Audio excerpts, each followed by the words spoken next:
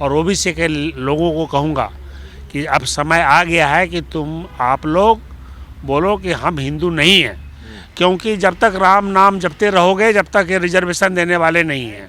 कि ओबीसी मिल करके, SC ST मिल करके, माइनॉरिटी मिल करके ऐसे सरकार को भगाए जो असंवैधानिक काम कर रहा है। क्योंकि आजकल तो हाई कोर्ट हो चाहे सुप्रीम कोर्ट हो, बिना सरकार के सहमति का तो कोई काम करता नहीं। तो ये जो लोग का धारणा है, जो लोगों के मन में ये बातें हैं कि जानबूझ करके योगी आदित्यनाथ कर सकते हैं, योगी आदित्यनाथ जो अपना कुर्सी को धुलवा सकते हैं, हाँ, जब बेचारे जिस कुर्सी पर अखिलेश यादव बैठे थे उस कुर्सी को धुलवाते हैं गंगा जल से, तो ऐसा आदमी अगर देश का मुख्यमंत्री बनेगा तो कुछ भी कर सकता है। जो यूपी में जो जजमेंट आया है इसके खिलाफ आप एकजुट होकर के लड़ें, और नहीं तो संविधान को बदलने में इन लोगों को समय नहीं लगेगा। मेरे साथ पद्मश्री डॉक्टर जगदीश प्रसाद हैं, भारत के पूर्व हेल्थ डीजी, जो लगातार जिन्होंने रिजर्वेशन को बहुत करीब से देखा है और देश भर के मेडिकल कॉलेजेस हो, वाइस चांसलर बनाना हो, प्रोफेसर बनाना हो, हेड ऑफ डिपार्टमेंट बनाना हो, वहाँ इन्होंने इम्प्लीमेंट भी किया है एससी एसटी ओबीसी के रिजर्वेशन को। यूपी में इलाहाबाद बेंच की लखनऊ खंडपीठ ने ओबीसी रिजर्वेशन को ख़त्म कर दिया है नगर निकाय के चुनाव में। इसका क्या इम्पैक्ट होगा? क्या वो कौन लोग हैं जो नहीं चाहते हैं कि इस देश की बहुसंख्यक आबादी, लगभग 55% आबादी ओबीसी की है, जो पार्षद बने, मेयर बने? क्या जो आपको पार्षद और मेयर नहीं बनने देना चाहता है वो सीएम पीएम बनने देगा? क्या लग रहा है सर? आप ने तो रिजर्वेशन को बहुत करीब से देखा है। कुछ लोग हैं जिनको एससी एसटी ओबीसी के रिजर्वेशन से नफरत है, और अब यूपी में ओबीसी रिजर्वेशन को ख़त्म कर दिया गया। क्या ओबीसी के नेता आप बोलेंगे? अगर अभी नहीं बोले तो कभी नहीं बोल पाएंगे। ये अभी समय है, और अभी ये समय है कि मैं सारे ओबीसी के नेताओं और ओबीसी के लोगों को कहूँगा कि अब समय आ गया है कि आप लोग बोलो कि हम हिंदू नहीं हैं, क्योंकि ओबीसी हिंदू है सबसे बड़ा, इसका रिजर्वेशन जा रहा है। हाँ, बोलो कि हम हिंदू नहीं हैं, हिंदू नहीं है, कल ही रिजर्वेशन मिल जाएगा। सबसे पहली बात तो ये सीख लो आप, क्योंकि जब तक राम नाम जपते रहोगे जब तक ये रिजर्वेशन देने वाले नहीं हैं। क्योंकि ये भी जो इलाहाबाद हाई कोर्ट का जो डिसीजन हुआ है वो लखनऊ बेंच ने किया, इलाहाबाद हाई कोर्ट की लखनऊ बेंच ने जो डिसीजन दिया है, जिसमें एक श्रीवास्तव जी हैं, एक उपाध्याय जी हैं। जी। तो दोनों का क्या मेंटलिटी होगा? वो जज बनने से थोड़ा हो गया कि वो बहुत ही इनर्ट आदमी हो गए, नहीं।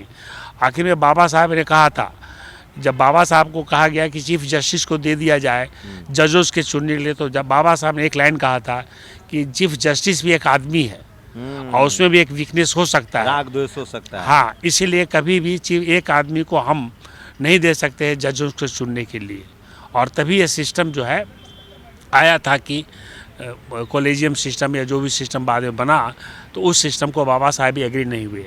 तो ये जो इन्होंने जो डिसीजन लिया है, यह एक बहुत बड़ा सीख है अगर लोग एकत्रित होने का। एक समझिए कि बहुत बड़ा सीख दे रहा है, गवर्नमेंट एक चांस दे रही है कि हे ओबीसी, तुम लोग सब एकत्रित होकर के हमको भगाओ। अगर अभी ओबीसी एकत्रित नहीं हुआ तो फिर कभी नहीं हो पाएगा, और इसका विरोध करना चाहिए। और समय आ गया है कि ओबीसी मिल करके, एससी एसटी मिल करके, माइनॉरिटी मिल करके ऐसे सरकार को भगाए जो असंवैधानिक काम कर रहा है, जो रिजर्वेशन के नहीं बचा पा रहा है, असंवैधानिक काम कर। मायावती जी ने कहा कि सरकार ने तैयारी नहीं की, दावेदारी ठीक से नहीं रखी, इसलिए कोर्ट का ये फैसला आया है। अब ये कहना गलत बात होगा। कोर्ट का फैसला, रिजर्वेशन आखिर में बिहार में दिया गया ना भाई, बिहार में जब दिया जा सकता है तो दावेदारी की क्या बात है? मायावती जी का कहना, इस बात से मैं सहमति नहीं हूँ। अगर गवर्नमेंट ने डिसीजन ले लिया तो हाई कोर्ट का कोई मतलब ही नहीं है इंटरफेयर करने का। Government is superior than any court. 93 जो PIL दाखिल हुए थे इसके खिलाफ, वो सब के सब सवर्ण हिंदू हैं, तो क्या मान लिया जाए कि SC ST OBC हिंदू को वो लोग हक अधिकार नहीं देना चाहते हैं? बिल्कुल ऐसा ही लगता है। आप देख लीजिए ना, अभी देख लीजिए, जाते जाते हमारे चीफ जस्टिस ऑफ इंडिया ने इतना दिन से फाइल पड़ा हुआ था, जो स्वर्णों के रिजर्वेशन का, और जाते जाते उन्होंने कहा इकोनॉमिक वीकर सेक्शन वाला, इकोनॉमिक वीकर सेक्शन वाला, जाते जाते उन्होंने दे दिया। 3 साल तक चुपचाप रहा फाइल पर, और जाते जाते उन्होंने अपना स्टैंप लगा दिया। तो ये शो करता है कि हमारे जजेस, जो भी जज हैं, वो जज की तरह नहीं काम कर रहे हैं। वो सामाजिक और आर्थिक व्यवस्था को नहीं देख रहे कि इस देश की सामाजिक और आर्थिक स्थिति क्या है। वो खाली अपने सोचते हैं कि हम किस परिवार में जन्म लिए हैं और किस परिवार के लिए हमें करना है। ये लोग कह रहे हैं कि सरकार ने पैरवी ठीक से नहीं की, तैयारी नहीं की, इसलिए लोग शंका जता रहे हैं योगी जी की सरकार पर कि इनकी मिलीभगत हो सकती है और ये जुडिशियरी के द्वारा ये सब फैसला करवाया जा रहा है। हो सकता है इसमें बिना बीजेपी के सहमति का तो, क्योंकि आजकल तो हाई कोर्ट हो चाहे सुप्रीम कोर्ट हो, बिना सरकार के सहमति का तो कोई काम करता नहीं। तो ये जो लोग का धारणा है, जो लोगों के मन में ये बातें हैं कि जानबूझ करके योगी आदित्यनाथ कर सकते हैं, योगी आदित्यनाथ जो अपना कुर्सी को धुलवा सकते हैं, हाँ, जब बेचारे जिस कुर्सी पर अखिलेश यादव बैठे थे उस कुर्सी को धुलवाते हैं गंगा जल से, तो ऐसा आदमी अगर देश का मुख्यमंत्री बनेगा तो कुछ भी कर सकता है। लेकिन वो कह रहे हैं कल से कि हम सुप्रीम कोर्ट जाएंगे, हम इसको लागू करेंगे, ऐसा हम नहीं होने देंगे। क्या भरोसा करना चाहिए SC ST OBC माइनॉरिटी को? वो सुप्रीम कोर्ट से भी स्टैंप लगवा लेंगे।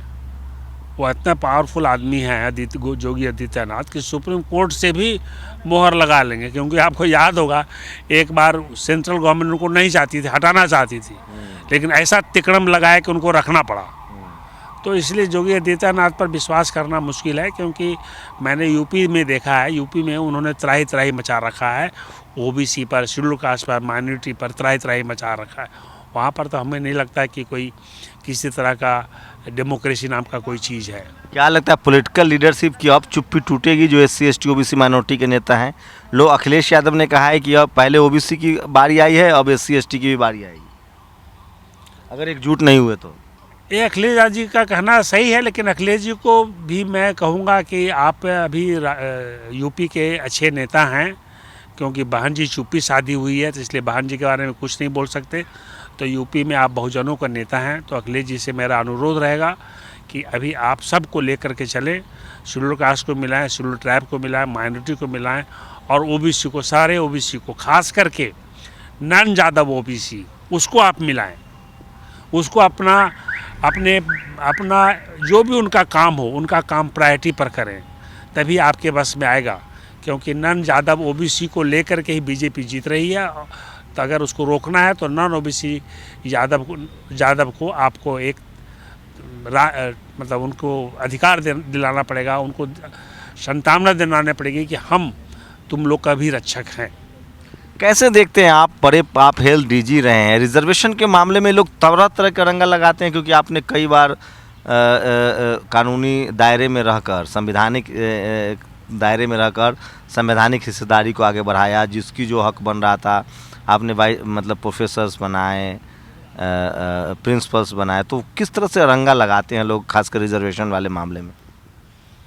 अब मैं क्या बोलूँ शंभू जी आपको, तो मुझे तो यहाँ पर कोई आदमी पढ़ा लिखा लगता ही नहीं है। जो इस तरह का रंगा लगाने वाला आदमी अनपढ़ है। उसको ये सोचना चाहिए कि रिजर्वेशन सामाजिक न्याय नहीं मिल पाया है, उसको बराबरी में लाने के लिए रिजर्वेशन दिया गया है, ना कि आर्थिक। जो आज तक हजारों साल से, पीढ़ियों से जो तकलीफ सहता आया है, उसके लिए ये रिजर्वेशन दिया गया है। अगर ये पढ़े लिखे लोग, चाहे वो जज हों और चाहे ऑफिसर हों, चाहे वो नेता हों, अगर इस बात को नहीं समझते हैं, इसका मतलब कि वो शिक्षित नहीं है। मैं तो इतना ही बोलूँगा, ये रिजर्वेशन का राइट जो है इनके अपने मन से आनी चाहिए, क्योंकि हमें समाज को बराबरी, सामाजिक समता नहीं दे पाएंगे जब तक उनको हम रिजर्वेशन नहीं देंगे। आर्थिक तभी सामाजिक समता आएगी जब उनको रिजर्वेशन देंगे, तो धीरे धीरे उनमें आर्थिक समता आएगी, और आर्थिक समता आएगी तब देश में एक अच्छा माहौल बनेगा। तो ये लोगों को समझना चाहिए, वो चाहे हमारे नेता हों या हमारे जज हों या हमारे अफसर हों। ये मैं कहना चाहता हूँ, और मैं आज आपके माध्यम से सारे OBC को कहना चाहता हूँ कि भाइयों, ये समय आ गया है कि आप अगर अभी नहीं लड़ेंगे, और सारे शेड्यूल कास्ट को भी कहना चाहूँगा कि यही समय है कि आप OBC के साथ मिल कर के इस मुहिम को, जो यूपी में जो जो जजमेंट आया है इसके खिलाफ आप एकजुट कर होकर के लड़ें, और नहीं तो संविधान को बदलने में इन लोगों को समय नहीं लगेगा। सर एक और सवाल कि आपने मेडिकल स्टूडेंट से लेकर डॉक्टर भी रहे हैं, प्रोफेसर भी रहे हैं, प्रशासन भी देखा आपने, हेल्थ डीजी आपने रिटायर किया है, किस तरह से मतलब आपने भी सब चीज़ें महसूस की कि अगर ये सब आरक्षण रिजर्वेशन का व्यवस्था नहीं होता तो वहाँ तक पहुँचना मुश्किल था? बिल्कुल मुश्किल था। मुश्किल था क्या मतलब कि आप समझिए कि हमारे लोगों को प्रोफेसर, मैं बता रहा हूँ, एग्जाम्पल आपको देता हूँ कि पीजीआई चंडीगढ़ में करीब 45 बैकवर्ड और शेड्यूल कास्ट को ये लोग प्रमोशन नहीं दे रहे थे 4-5 साल से, कि अगर प्रमोशन दे देंगे तो प्रोफेसर बन जाएगा, प्रोफेसर बन के हेड ऑफ डिपार्टमेंट बन जाएगा। आप सोचिए, ऐसे मेंटेलिटी के लोग डॉक्टर लोग हैं, और अल्टीमेटली उन लोगों को कहना पड़ा कि डॉक्टर प्रसाद हमारे इंटरव्यू में आए, और मैं गया और सबको फिर जस्टिस दिलवाया, सबको प्रमोशन दिलवाया जो 4-4, 5-5 साल से नहीं दे रहे थे। तो अब प्रॉब्लम है कि हमेशा जगदीश प्रसाद तो वहाँ नहीं जा पाएगा। तो इन लोग सारे लोगों की जो मानसिकता है वो गंदा मानसिकता है, और जिसको हमने प्रमोशन दिलाया वो मोर देन डिजर्विंग थे बेचारे। डॉक्टर मेहनती थे, काम कर रहे थे और अच्छे काम कर रहे थे, और उनको इसलिए नहीं मिल रहा था कि वो शेड्यूल कास्ट थे। तो रिजर्वेशन अगर नहीं होता तो आज हम लोग इस जगह पर नहीं होते। एक बड़ा सर लोग आरोप लगाते हैं कि जो SC ST OBC माइनॉरिटी के लोग हैं वो अधिकारी हों कर्मचारी हो बहुत कंप्रोमाइजिंग मोड में होते हैं, बहुत डरे सहमे रहते हैं। ये गलत बात है, टोटली गलत बात है। मैं तो मेरा एग्जाम्पल देख लीजिए, 70 साल तक सफदरजंग अस्पताल एक डिस्ट्रिक्ट अस्पताल रहा, और जिस दिन मैंने इसको टेक ओवर किया, मैं शेड्यूल कास्ट हूँ, टेक ओवर किया, आज देखिए कि सफदरजंग अस्पताल एक छोटा सा MS और डायरेक्टर जनरल बन करके मैंने सफदरजंग को एम्स के बराबर ला दिया। तो आप तमिलनाडु देख लीजिए, DMK ने काम किया, स्टेलिन आज कैसा काम कर रहे हैं, किसी से best state of the country. तो लेकिन नौकरी में रहने के दौरान लोग डरे सहमे रहते हैं, एक उनको डरा के रखा जाता है कि आप अपनी कम्युनिटी के लिए, अपने कॉन्स्टिट्यूशनल राइट्स के लिए मत बोलिए, नहीं तो आपको नुकसान होगा।